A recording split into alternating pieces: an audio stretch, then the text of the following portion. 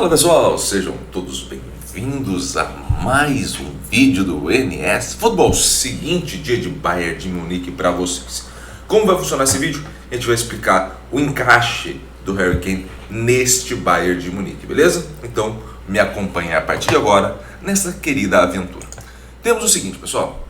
Essa é a equipe titular do Bayern de Munique até o momento, a equipe que mais vem jogando. Obviamente vai ter algumas alterações aí de escalação de jogo para jogo, mas essa é uma equipe base. O Reich no gol, depois a dupla de zaga com o Upamecano e Kim, Mazraoui na direita e Afonso Davies na esquerda. No meio campo temos o Kimmich, o Goretzka, o Musiala, geralmente vem jogando ou ele ou o Miller, e aí varia entre os dois, Coman, Leroy Sané e também o Kane. Tá? Então essa é a equipe base do Bayern de Munique. Passando mais adiante, a gente vai tentar entender como que encaixam os jogadores, ou seja, tentar entender qual é geralmente a área de ocupação desses jogadores quando estão em campo. E para isso a gente vai olhar para o mapa de calor, este mapa de calor que é pautado no SofaScore, tá? Então lá no SofaScore, se você olhar o mapa de calor da Bundesliga desses jogadores, haverão similaridades com o que você está assistindo agora neste momento, beleza?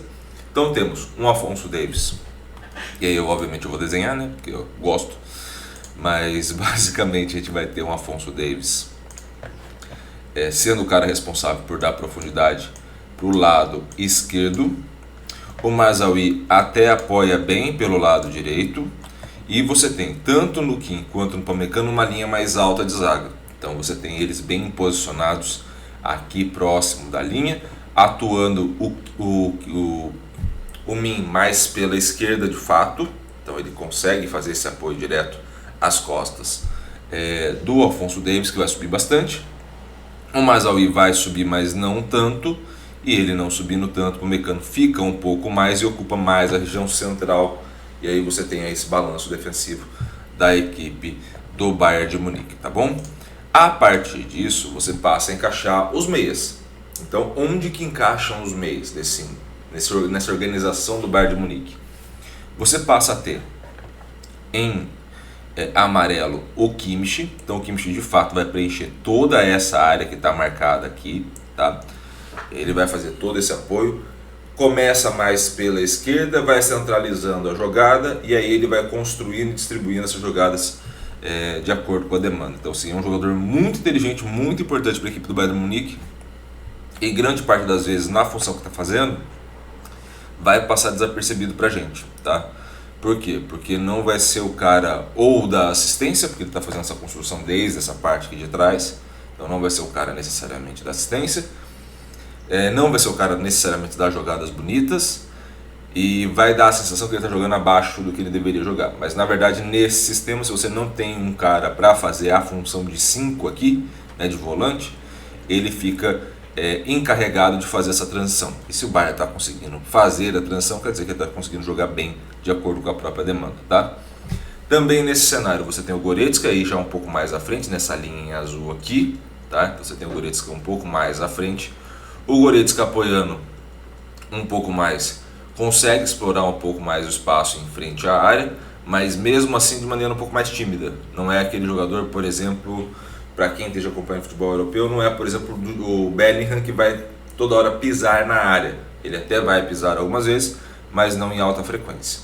Já o Musiala vai ser o cara que vai ocupar toda essa faixa em frente à área, justamente ocupando uma região de um camisa 10 de fato aqui, né? Um pouco mais pela direita, já que o Kimmich apoia mais pela esquerda, e ele vai ocupando mais essa faixa. Então, sim, a gente já tem caracterizado por aí uma equipe de muita movimentação entre esse trio de meio campo, e que também consegue ocupar bem os espaços. Então você pode ver que está tudo muito bem preenchido de fato ao longo desse mapa de calor que a gente está vendo.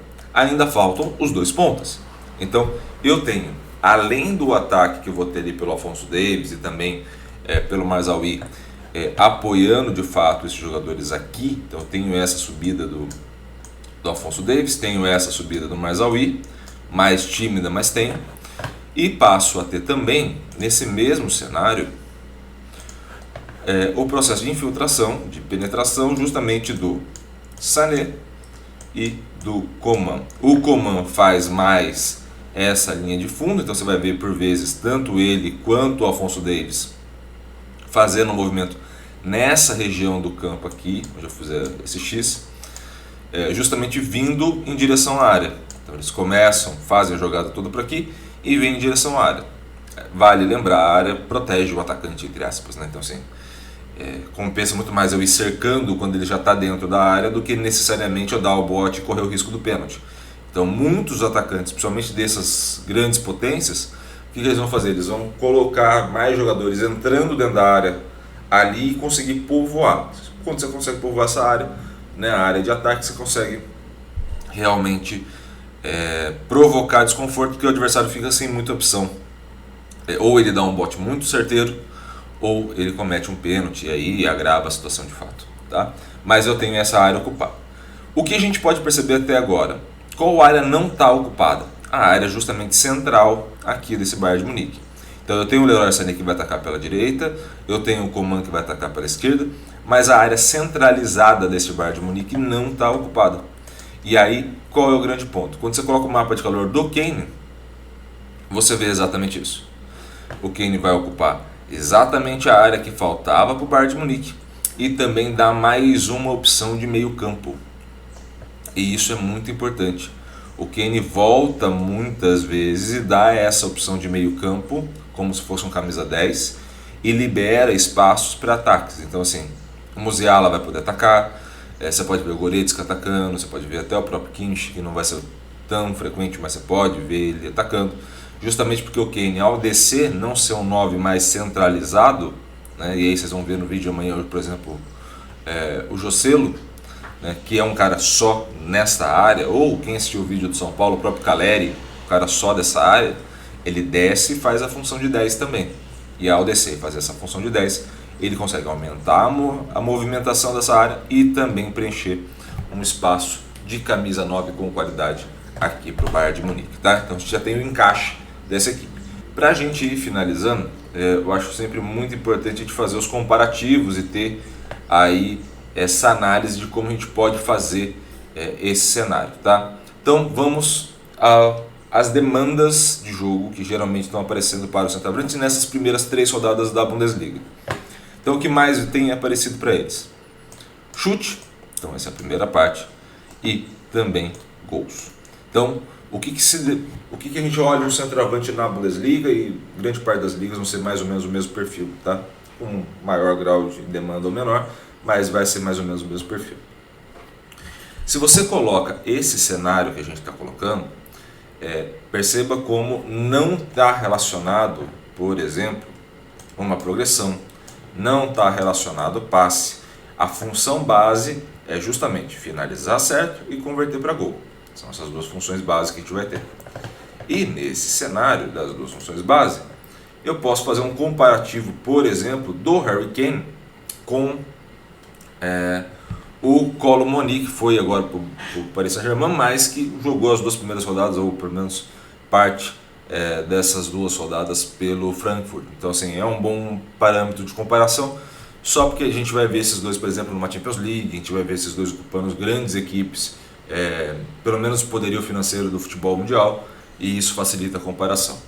Perceba como ter o Harry Kane auxilia de fato, ele finaliza melhor, né, isso normalizado, e ele também converte mais chances para gol do que o próprio Kolo Muani, que tem uma boa taxa de conversão, tá? Não é ruim não, taxa de conversão. Qual é o grande ponto? Você tem um Kolo Muani que vai ter mais progressão, ou seja, ele vai conseguir ganhar mais metros, ele desce um pouco mais até do que o Harry Kane para ganhar mais metros, até pela movimentação mais lateral que ele passa a ter também. Mas você tem aquilo que a gente falou, o Harry Kane descendo de 9 e tendo maior funções de passe. Então o que acontece? O que eu ganho tendo um cara como o Harry Kane? Eu ganho mais gols, eu ganho mais finalizações e eu ganho uma maior dinâmica de jogo. Não necessariamente ele vai fazer essa progressão em campo, mas ele vai abrir espaço pela movimentação dele, pelo arrasto dos zagueiros, ele vai abrir espaço para que os outros consigam. E aí é o grande ponto de você ter um jogador um 9 que vai sair da área, seja mais móvel e consiga fazer essas duas funções. Isso te permite colocar um cara grande na área para fazer uma bola aérea ou até mesmo para finalizar, como é o caso do Haaland, como era o caso do Benzema, isso pegando quem joga na Europa hoje, né, ou quem jogou recentemente. E também você consegue fazer, como era o caso do próprio Benzema, uma descida de um certo falso 9 que vai conseguir trabalhar essa jogada. Quando você consegue ter essa variação simplesmente pela sensibilidade do jogador e pela leitura de jogo que ele vai ter, você tem aí de fato um grande modelo de jogo organizado e uma grande possibilidade de sucesso. Beleza? Espero muito que vocês tenham gostado desse vídeo. Gostou? Curta, comente, compartilhe esse vídeo com o máximo de gente. É claro, se inscreva no canal e ative o sininho para receber todas as notificações. Um grande abraço a todos. Obrigado pelo carinho e pela audiência e valeu. Até a próxima.